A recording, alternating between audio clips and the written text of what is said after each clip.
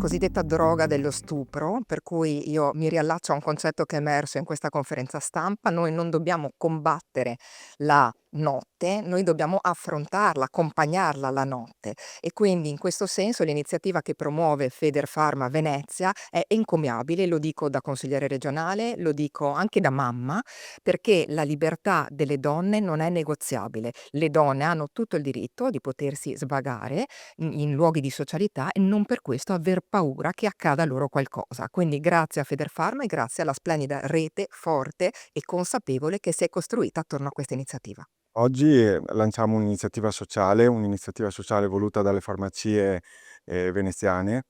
È un'iniziativa rivolta al mondo delle fragilità, in particolare al mondo femminile e giovanile.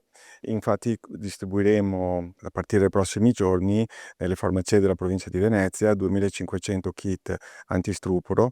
Si tratta di un braccialetto che può rilevare la presenza di droga dello stupro nelle bevande.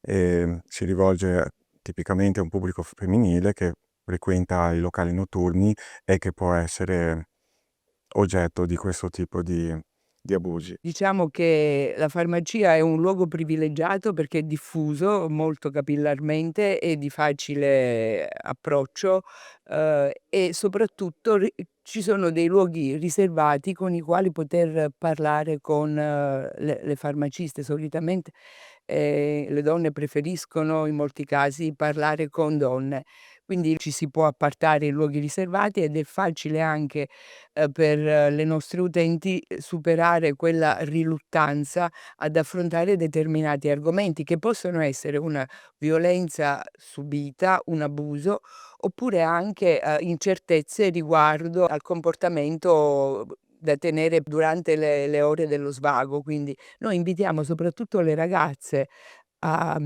diventare più consapevoli di quelli che sono i potenziali rischi che corrono quando frequentano luoghi che possono apparire poco sicuri.